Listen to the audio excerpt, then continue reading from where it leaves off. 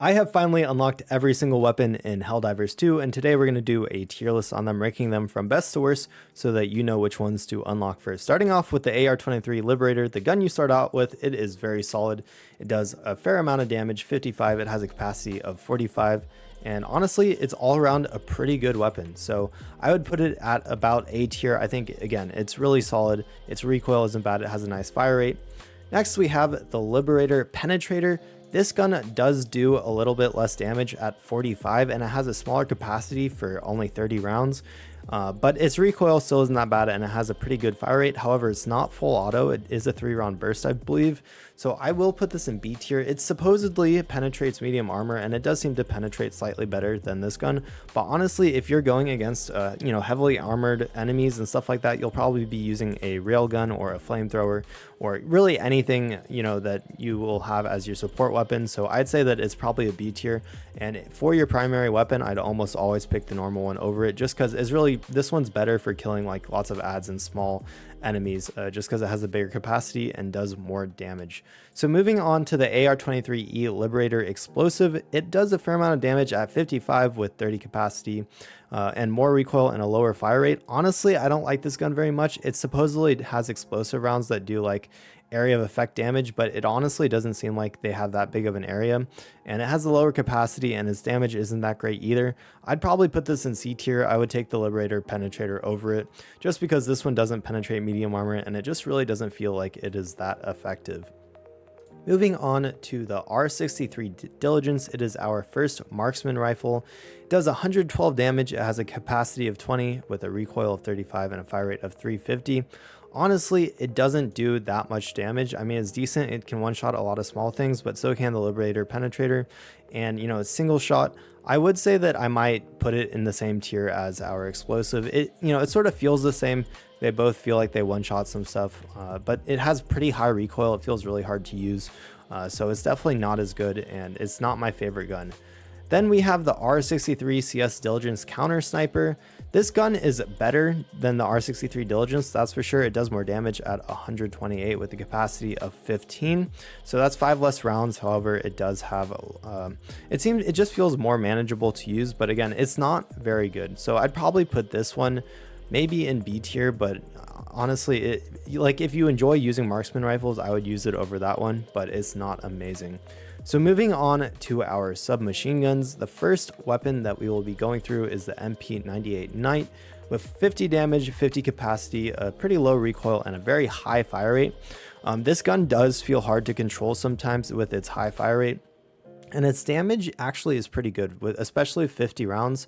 However, it just sort of feels hard to control, and it honestly doesn't feel nice to use. Its statistics seem pretty good, but when you actually use it in game, it feels much worse. I probably would use the Penetrator over it, so I'd probably put it right here. Something to note if you're talking about SMGs is you can shoot them with one hand, which is pretty nice. However, I just don't like the Knight.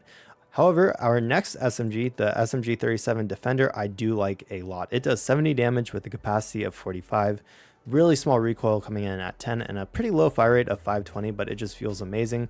I'm going to throw that in S tier. Very, very solid weapon. It just feels amazing to use. That's all I can say. It's really solid, does a lot of damage. You can clear a ton of ads with it. It's definitely better than this starting AR. As soon as you get that unlocked, which it's really high up in the battle pass, so it should be easy to unlock, I would use this over your starting AR, especially because you can carry stuff like DVD drives and stuff like that when you're running it. Moving on to our first shotgun, we have the SG8 Punisher. It does a whopping 360 damage with a capacity of 16. However, it is single shot reloaded, so you can't reload it with a mag. Its recoil doesn't matter because it's a shotgun, and it has a pretty low fire rate as it's a pump action shotgun. However, when you're starting out, when you're new to the game, this gun does a ridiculous amount of damage. I honestly liked it more than their starting AR, and I'm going to put it in A tier. It really feels solid. You reload it pretty fast, and you can always cancel your reload if something's attacking you. I really like this shotgun. It's definitely not the best shotgun, but it's one of my favorite guns in the game. And when I was starting out, starting out when you don't have a lot of guns unlocked, definitely just try it out. And it feels like you can basically one-shot any of the small ads, and it doesn't take that many shots with it to kill the bigger ones as well. Moving on to the SG-8S Slugger, honestly is just a worse version of the gun we just went over. It does less damage, but has the exact same stats other than that, and it just feels worse to use. It looks cooler because it's teal instead of red, and I like teal, but because it's worse, I'm going to throw it into D tier. There's really no reason to ever use that instead of that. Technically, it's supposed to like do more damage to like heavier or bigger enemies. However, it doesn't really feel like it does that, and you know, it's still just light armor penetrating, so it's simply not as good as that one. There's no reason to ever use it. Next, we have the SG-225 SP Breaker Spray and Pray, or as I call it, like Pepper Shot. It basically does nothing. It feels like it literally does no damage at all. Its damage is 144, but honestly, I don't believe that. It feels like it basically does no damage. It does have a big capacity of 32, but you know, when you're shooting and it still kills nothing, that doesn't really mean much. So I would put this in D tier as well. I would never use this gun. It really feels like trash, and I absolutely hate it. It looks really cool, but it feels like when you're shooting the enemies, it can take like 2 to 3 hits even for the smallest of enemies, like the patrol bugs or just the, you know, standing automatons. So moving on to the SG-225 Breaker. Honestly, in my opinion, guys, this is the best gun in the game. It's like in the page 3 of the beginning war bond. I would just go for this gun, and you can use it all the way up. I use this basically in all my missions. Easily the best gun. It comes in with 33 damage or 330 damage, a capacity of 16. It's a magazine fed though, so you don't have to single reload. Recoil of 30 and a fire rate of 300. It's a fully automatic shotgun. It feels amazing to use. You're going to be absolutely chewing through enemies. And yeah, it's just an amazing shotgun. I really love it. Yeah, I mean, I think most people agree that it's probably one of the best guns, if not the best gun in the game. So moving on to the SG-225 IE Breaker Incendiary. You know, this gun is definitely better than the Spray and Pray, and it may even be better than those. I'd probably put it at the bottom of B tier. I don't think that I would take it over like the Sniper or the Liberator. Again, it doesn't really feel like it does that much damage coming in at 180. It has a capacity of 25, which is decent, and theoretically it sets the enemy on fire, but really it doesn't feel like that fire damage is very high. If they want this gun to be viable, they really should buff the fire damage that it does. It doesn't seem to do that much damage over time. Like when I shoot a bunch of enemies, it doesn't feel like, oh, you know, half of them keeled over from fire damage once I've shot them. So it's pretty mid, honestly. I wouldn't waste my medals on it if you can afford it. It's just like, it's whatever. So moving on to the JAR 5 Dominator. You know, this gun seems really cool, as it says it fires jet-propelled rounds. The Dominator trades fire rate and magazine capacity for increased damage per projectile. So, you know, it basically sounds like a bolt gun from Warhammer 40k. However, it looks just like a normal gun, and honestly, it's pretty underwhelming. It does do 200 damage, which is a lot, so you're going to be one-shotting most things, but you'll be one-shotting all the small things. It doesn't one-shot like the bigger stuff, and it does say that it's medium armor penetrating, but again, most things have heavy armor.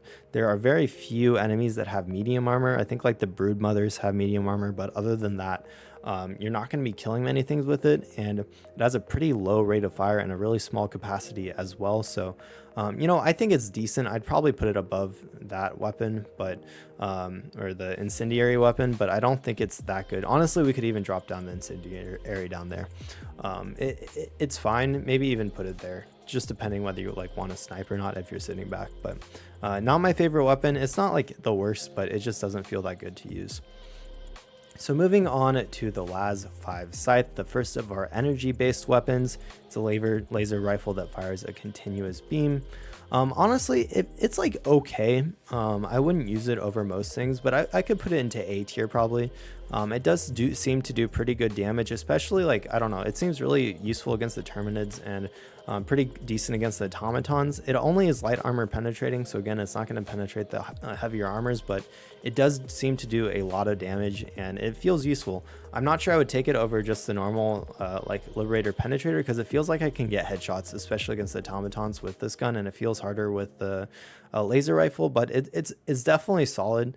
You could argue that, you know, some of the Liberator Penetrator might be higher than it, but it's not bad. And then finally, moving on to the Plas 1 Scorcher. basically the most expensive gun in the game to get. It was an absolute grind to unlock. And you know, once I got there, I'm not gonna lie, it was sort of a disappointment. It's not great. It has 100 damage with a capacity of 15, recoil of 20, and a fire rate of 250. To compare that to the Jar Dominator, the Jar Dominator does 200 damage per shot, has a capacity of 15. And so yeah, basically the Jar Dominator theoretically does twice the damage that the Plasma and Scorcher does. However, the one difference is the Plasma and Scorcher fires a bolt of superheated gas which explodes on impact, so it does do area of effect damage. And one of the ways I've noticed this the most is when I shoot it, I've actually killed myself before. If an enemy is close enough to you using this gun, it will kill you. So that's something to note. You will one-shot yourself if you're close to an enemy. You know, it feels decent. The area of effect is pretty good.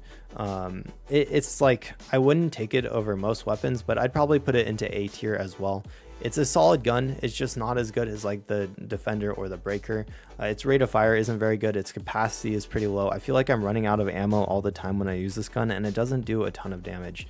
Its damage is fine. It's just nothing to, you know, like be impressed by. So moving on to our pistols, that's the end of our primary weapons. Starting off with the P2 Peacemaker. This is the starter pistol. It actually does a lot of damage, coming in at 60 damage. Its capacity is 15, which isn't great, and its recoil and fire rate are, you know, they're both decent. Honestly, you know, if we're gonna rate the pistols against each other, not against the primary weapons, I'd say that this is probably an A tier. We'll just rank them as A and then B. You know, it's a mediumly good pistol. I wouldn't use it over something like the machine pistol, but it's decent. So moving on to what I just said the P19 Redeemer, the machine pistol. This is definitely S tier for pistols. You know, it's a completely fully automatic. It does 60 damage. It has 31 capacity. There's basically no reason to use the Peacemaker over this. It's just much better. So definitely use this gun. This is the best pistol in the game currently. It feels amazing to use. It does a lot of damage, and you know, arguments could be made that this is better than some of your primary weapons, honestly. So moving on to, if you want to be a space cowboy, we got the P4 Senator. It does a lot of damage, 150. However, it only has 6 shots, and you have to reload them individually because it is a revolver. It's coming in at B tier, definitely the worst of all the pistols, I'd say. It's light armor penetrating. It should at least be medium or heavy armor penetrating. I'd say the same for actually a lot of guns. Like this sniper rifle, why isn't it? It should be heavy armor penetrating. If you're gonna have a sniper rifle, it theoretically should have a bigger caliber, so it should penetrate heavy armor. Same honestly with the DMR, it should be maybe medium penetrating, etc. You know, they should balance it around what armor they can penetrate. And you know, same with this revolver. It's theoretically like, oh, a big revolver that does a lot of damage. It should penetrate medium armor. It would just make more sense. Right now, it's really bad. It's worse than your standard pistol. Moving on to our grenades, starting off with our G6 frag. This is like a decent weapon. It has a pretty low fuse time of 2.4 seconds. However, it's definitely not the best of the nades. I'd probably put it in B tier. It only does 250 damage, and its penetration isn't great either. Next, we have the G12 high explosive. I'm definitely going to put this in A tier. It's pretty solid, it has 400 damage, has 4 penetration. However, its downside is it does have a 3.5 second fuse time, so you're going to definitely have to cook it if you're using it. Moving on to our incendiary, the G10 incendiary. Its damage is 150, however it does do fire damage over time. And you know, it's pretty good. I'd probably put it in B tier as well. I would maybe use it over it, but honestly, unless you're trying to go for like the achievement for like fire damage, I don't really see the point in using this grenade at all, either of them really. So moving on to our smoke grenade. Honestly, I would never use the smoke grenade over the other ones. It doesn't like close nests or anything, so at least that I know of, so I wouldn't use it. And then finally, we have the impact nade, easy S tier, best nade in the game by far. Does 400 damage, and there's no fuse time because it just impacts and destroys whatever you throw it at, which is very, very nice. It's a lot more accurate. You know, if stuff's running at you, it's not gonna like run past the nade because it impacts. So definitely best nade in the game, and unlock that as fast as possible. So anyways, there you have it. There is all the weapons in Helldivers 2 ranked. I'll probably redo this tier list if they come out with a balance update or anything like that. But anyways, I hope you all enjoyed. Feel free to subscribe to catch my future content. I really appreciate all the support. And yeah, if you want to see the best loadout, here's the vid for that. Thanks for watching, y'all.